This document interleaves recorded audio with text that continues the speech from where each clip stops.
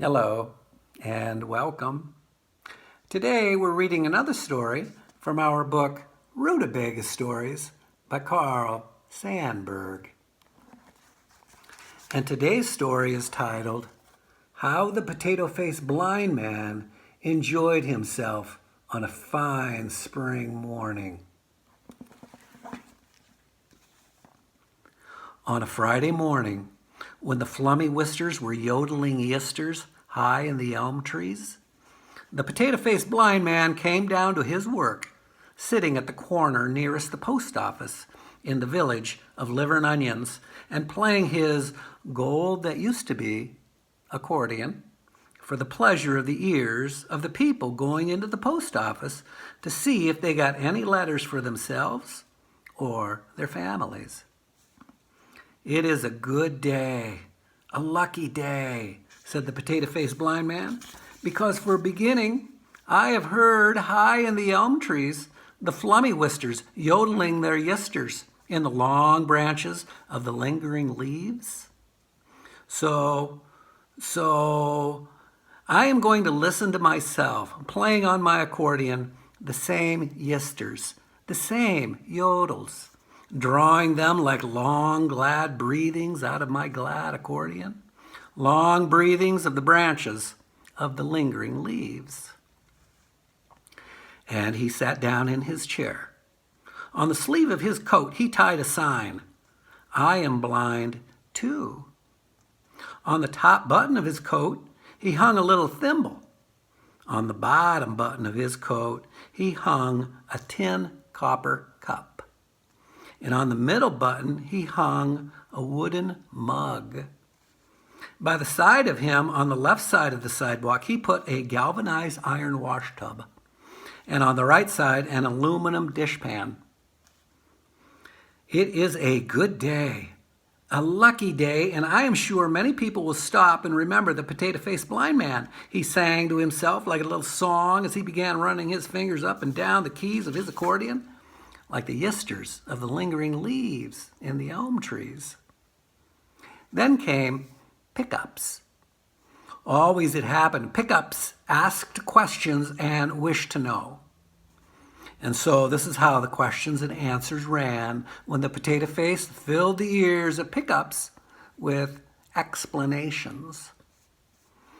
"What is the piece you are playing on the keys of your accordion, so fast sometimes, so slow sometimes, so sad some of the moments, so glad some of the moments?"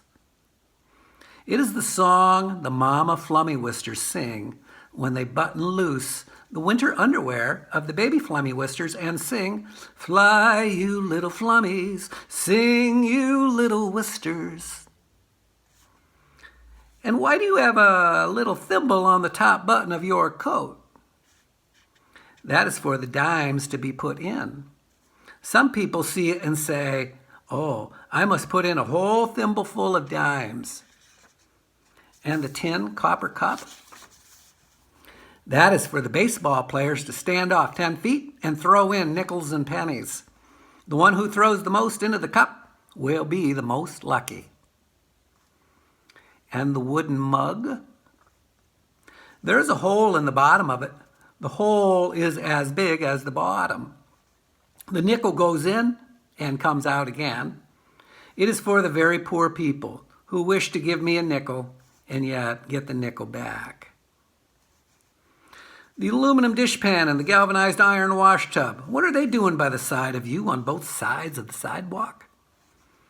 "Sometime, maybe it will happen, everybody who goes into the post office and comes out will stop and pour out all their money, because they might get afraid their money is no good anymore. If such a happening ever happens, then it will be nice for the people to have some place to pour their money." Such is the explanation why you see the aluminum dishpan and galvanized iron tub. "Explain your sign. Why is it, 'I am blind too'?" "Oh, I am sorry to explain to you, pickups, why this is so. Some of the people who pass by here, going into the post office and coming out, they have eyes. but they see nothing with their eyes. They look where they're going and they get where they wish to get, but they forget why they came and they do not know how to come away. They are blind brothers. It is for them I have a sign that reads, I am blind too. I have my ears full of explanations, and I thank you, said Pickups. Goodbye, said the potato-faced blind man as he began drawing long breathings like the lingering leaves out of the accordion, along with the song the mama flummy-wisters sing when they button loose the winter underwear of the baby flummy-wisters.